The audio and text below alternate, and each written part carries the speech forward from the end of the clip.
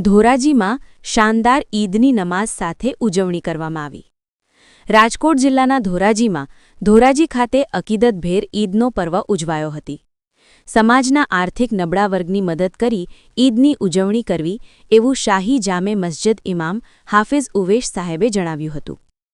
ઈદ ઉલ ફિત્રની ઉજવણીના ભાગરૂપે ધોરાજીની દરેક મસ્જિદમાં ઈદની વિશેષ નમાઝ અદા કરવામાં આવી હતી। ધોરાજીની ઐતિહાસિક ઈદગાહ મસ્જિદ ખાતે ઈદની નમાઝ જામા મસ્જિદના ઇમામ સાહેબ હાફિઝ ઉવેશ સાહેબ અલવીએ પઢાવી હતી।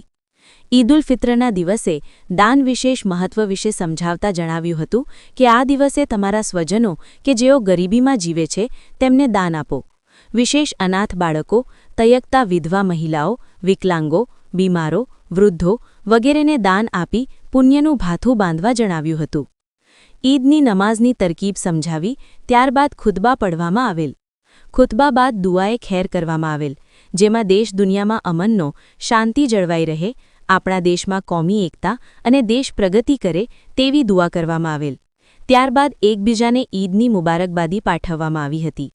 આ તકે ઈદગાહ મેદાનમાં મુસ્લિમ સમાજના અગ્રણીઓ દ્વારા ધારાસભ્ય મહેન્દ્રભાઈ પાળલિયા, ધોરાજીના deputy SP Simran Bhardwaj, PI Garchar સહિતનાઓનું પોલીસ સ્ટાફનું સન્માન કરવામાં આવ્યું હતું અને સાથે સાથે શાહી જામે મસ્જિદ ઇમામ હાફિઝ ઉવેશ સાહેબે વિશેષ માહિતી આપી હતી। रिपोर्टर सकलेन गराणा, समय 24 न्यूज़, धोराजी। आपका नाम अजर? मेरा नाम हाफिज मोहम्मद उवैस याद अलवी, खतीब इमाम जामा मस्जिद धोराजी। आज ईद उल फित्र है। आज अल्हम्दुलिल्लाह ईद का दिन है, खुशियों का त्यौहार है। अब ईद का मतलब ये नहीं कि ईद के दिन नए कपड़े पहने जाए और तरह तरह के सिर्फ खाना खाया जाए, बल्कि ईद के त्यौहार का मकसद ये है कि इंसानियत को फिर से ज़िंदा किया जाए।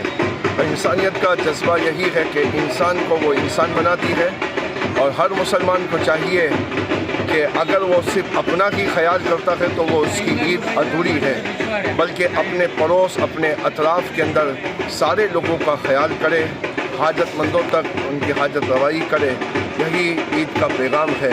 और आखिर में मैं सिर्फ यही कहूँगा कि हमारे मुल्क वतन, हमारे वतन असीज़ हिंदुस्तान के अंदर हमेशा मोहब्बत और अमन और शांति हमेशा कायम रहे और हमारे मुल्क के अंदर खुशहाली रहे, तरक्की रहे और हम सब लोग मिलजुल करके यहाँ ज़िंदगी गुजारें। अस्सलामु अलैकुम।